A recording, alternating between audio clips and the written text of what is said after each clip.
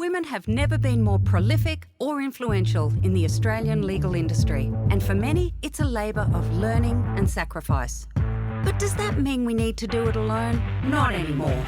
This podcast by the Mentor Institute will unlock the potential of women in the workplace by tapping into the incredible experiences of successful professional women.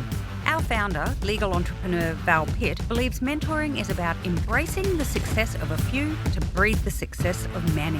She created the Mentor Institute to link with those who want a mentor and those who want to be a mentor in a new and unique platform for leadership. So, join your host, Jade Toomey, as she chats to sophisticated women across the country and meet the legal ladies, some of the most inspiring women in law. Suzy Miller is the mentor of all mentors.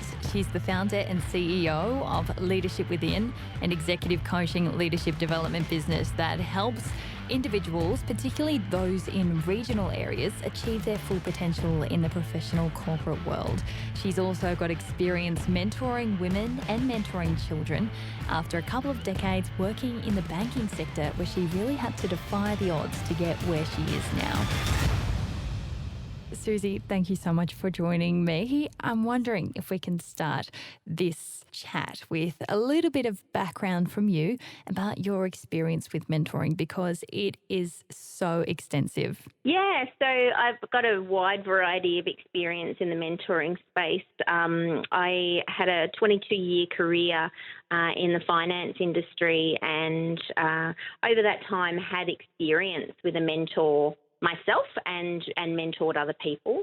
And when I left that organisation back in 2011, I identified the need to give back to the community and decided that I would use my skills as a mentor, and I'd been doing quite a bit of coaching as well to give back to the community. So I started volunteering and then ended up running youth programs for 6 years, where we were running youth leadership programs, including mentoring. And that really triggered a bit of a passion in me for giving back to the community in the mentoring space with people who wouldn't otherwise have access to that. And now we're running other programs around women's leadership development so that we can do something about gender equality in regional areas of Australia. And I think that is so important. Now let's take it all the way back to you when you were an emerging professional. How did mentors help you get where you are today? Yeah, mentors were really critical. So I started actually working in that banking organisation as a 17-year-old. So it was no surprise that I went back and started working with 17-year-olds myself when I left that organisation. And it was quite difficult to navigate that as a young female in that industry. It was male-dominated. I could see career progression, though it seemed somewhat out of reach because I wasn't male. However, I made the decision reasonably early on that I could see a future there. And so I went to my boss's office and asked him what I could do to have a career in the organisation, and his advice was to go and make him a coffee. So that for me was really not filling me with a lot of hope that he was somebody that could potentially mentor me. So I looked outside of that. Wow. Yeah, it happened. It happened. It was 1990, but there's no excuse for that. So it was one of those moments of, I'm going to have to navigate this myself outside of where I was at the time. So I just made the most of opportunities, building networks with people outside of that area. And that was something that was hugely successful for me. In fact, one of my greatest mentors came about from my initiative of, I was in a training course in head office in Melbourne, and I decided that nobody knew that I existed because my boss was keeping me quiet and not wanting anybody to know that, the talent, I suppose, that he had in his branch. And I made the decision in that moment that somebody needed to know that I existed. And I went up to the 6th floor and introduced myself to the state manager. And that was pretty scary, I've got to say. There's moments in the lift of, I'm not going to get out. What am I doing? And, at the time I was about 19 when I had that opportunity. And so it's still very young. but I was very driven. And I could see what the roadblocks were. And I could see that I wasn't going to be able to bulldoze through them. It was a matter of sidestepping them. So yeah, I introduced myself to the state manager, and my career changed really rapidly from then. In that he appreciated the initiative that I shown, and only 5 years on from that, I ended up working for him as his 2IC. Which was an outstanding achievement. So, it was a really good example of how important sponsors are. And if you're feeling trapped, that actually you can do something about it. You've got to use your initiative and push yourself out of your comfort zone. And I could have decided to run and not step out of the lift that day, but it was one of the best things that I did. It seems as though pushing yourself out of your comfort zone was the ticket to a lot of your success, Suzy. What is the importance of collaborating and looking beyond your typical mentors in searching for advice and guidance? Yeah, for sure. I think it's critical. And certainly back in the 90s, it was essential. I mean, there's no way that I will have achieved what I have if it wasn't for that. I suppose just that internal drive that said, you know what, I'm the one that determines what I can and can't achieve, not you. And if anything, I almost thank some of those bosses in those early days for their backward thinking, because it really lit something in me that I suppose said, I'll show you. And so that was, I think, where I got my strength from. It was about proving them wrong and proving them what I could do. So, yeah, definitely having those connections outside of that. And I think it's one of the things that as I got more senior, so some of those mentors initially were informal, but as I got more senior, and certainly as I was a senior manager, I was formalising them, and in fact was quite proactive in looking at who's next. Who's my next mentor as I progressed. Sometimes I think you not necessarily outgrow, but I think you get to the point where it's like, yeah, okay, I've taken what I can from you. Thanks very much. You've been part of the journey, but now I need somebody else to support me to go next level. So a lot of that proactive side is that I would talk to my people leaders about who they would recommend within the organisation that I should connect with in terms of having mentors. And really that was creating a bit of a catalogue almost of future sponsors within the organisation that I knew would speak for me once they got to know me and see what I was capable of.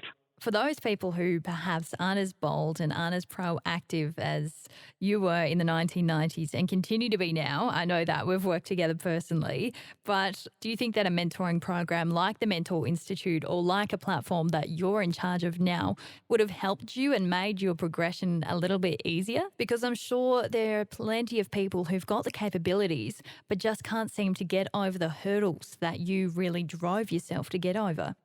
Oh, it would have been amazing. I pretty well fast-tracked for what was considered, the usual career progression in those days. It was too slow for me, but it's still, people were, still standing still while I was leaps ahead. So I think it would have been critical, though, in just accelerating that further.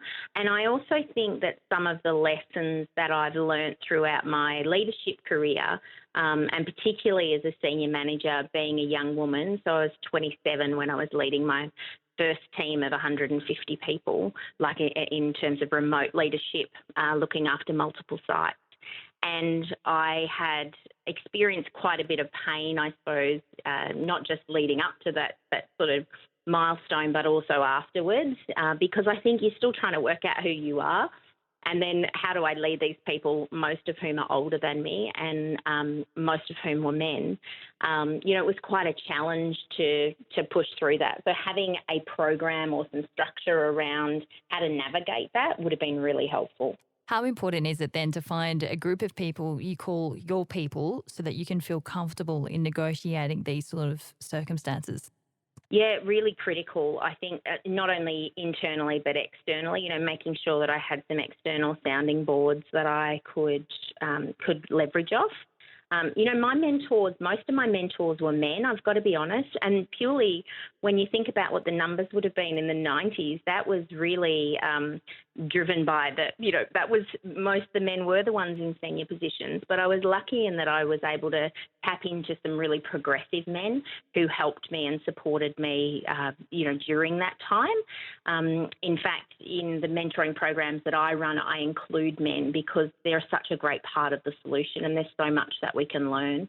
And even just by having them involved, they start to appreciate what it is that we go through and the challenges that we go through, and some of that make me a coffee doesn't necessarily happen now as obvious as that, but there's still some underlying biases that exist. So I think that having those trusted people that you can go to regardless of gender, I think almost the more diverse your network can be, the better off you are. Do you ever wish that you had more mentors who were women so that you could find different ways to try and conquer some of those subtle nuances that do still exist and those subtle biases that do still exist? Yeah, absolutely. I think that would have been critical. To be honest with you, women in that environment, it was highly competitive. So I even remember when I had a win in that a job share partner and I was returning back after my first child and had negotiated to work from home, looking after an area that was 6 hours away. And we were job sharing the role, and it was a regional executive role, very senior role, 200 people reporting to the both of us. And at that point, it had never been done in Australia. And it was interesting when that was announced at our conference, it was other women that came up and said, I had to do it the hard way. Why do you get it easy? And it was other men that were coming up, patting us on the back. So I think women are a great part of the solution. However, my experience in those days was that there was, it was quite a bit of I was a threat almost, and it was just sabotaging. So I'm loving seeing what organisations like the Mentor Institute are doing to create those positive female role models, because I think certainly in my career, and I would say even the first 15, 20 years of my career, it was a very different experience. It was, the looks up and down, who do you think you are? And very different. So if you've got a network of women that are open, that embrace other women, there's so much power in that. A lot of people, and a lot of people we've interviewed as well, seem to have experienced that sort of competition and that sense of rivalry among women, as though it's sort of built into us that there can only be so many of us in one particular area. It's pretty sad to hear. Then I wonder, the rise of all of these mentoring platforms like your own, like the Mentor Institute, how important is it to celebrate and collaborate with each other rather than competing to be the best or the only platform in that space? I think it's a massive part of the solution in terms of, workforce gender diversity. I almost think that we're self-sabotaging each other the longer that this continues. So the more that we can embrace each other and say, rather than the look up and down, what's her story?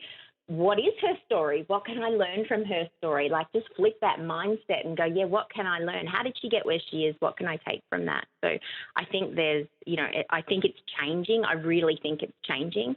And it takes time, obviously, for us to make this cultural shift that seems to exist. You mentioned earlier as well that you work a lot with children, but also in particular a lot with women and professionals in regional areas. How important is accessibility of mentors for those people outside of the big metro and capital city areas?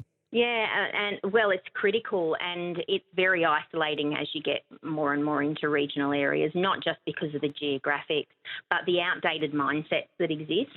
And that was part of what drove it for me, is I was watching young women, in their 16, 17, year 11, and they were pushing themselves forward for leadership opportunities.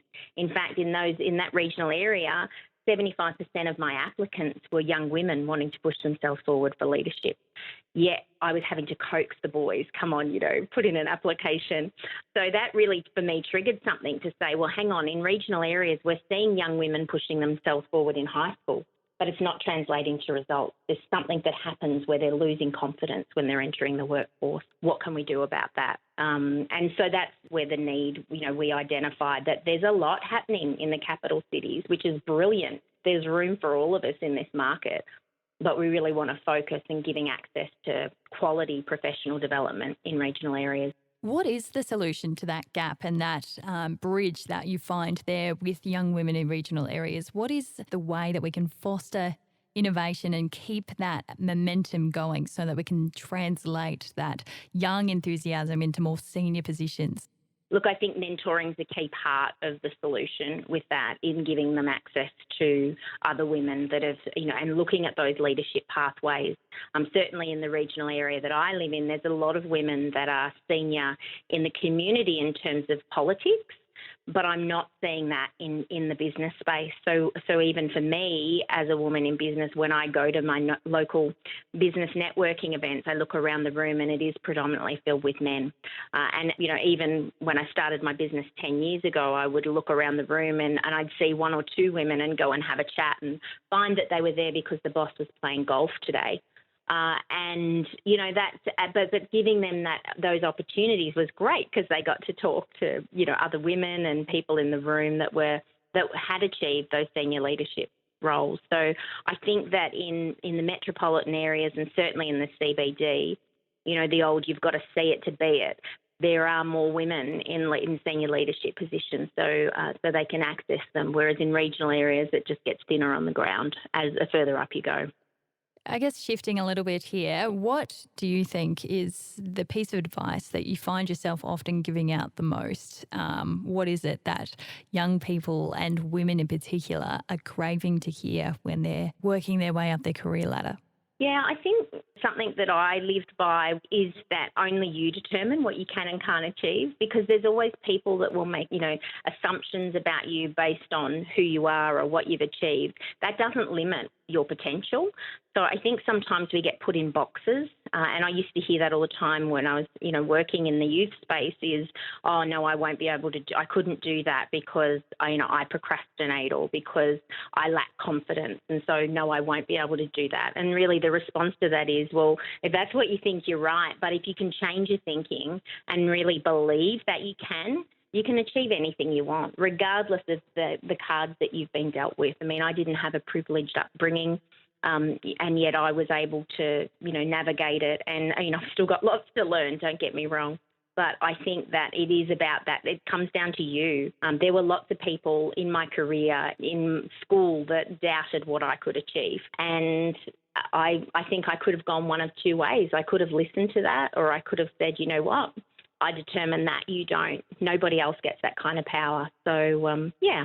And Suzy, you're also someone who mentors mentors. You're kind of like the sensei of all mentors in your space.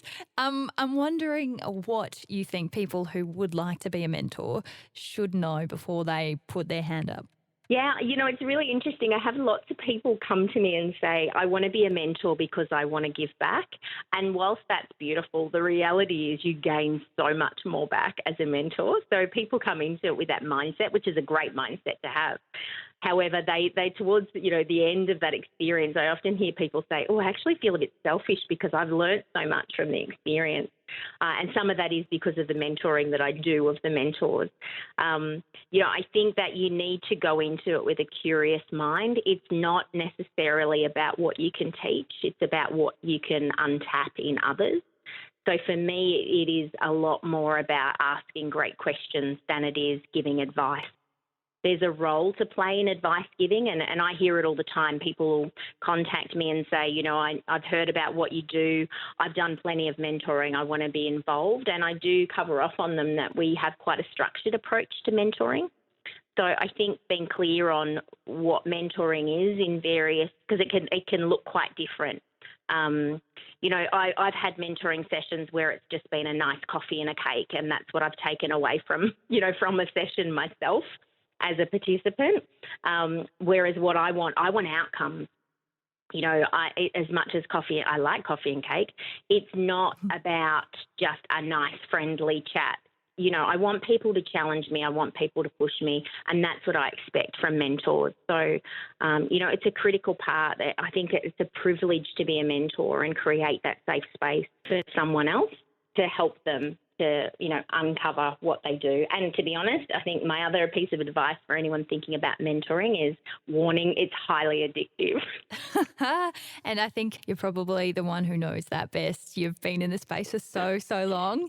Suzy, what else would you like to add here? Is there any last words of wisdom? It does. Mentoring re-energizes you. You're constantly learning about yourself throughout the process. So I don't think there's anything. I think we've covered heaps. I think we have too. I've learnt a lot. So thank you so much for your time. Pleasure. Thanks, Dave. Thanks, Suzy.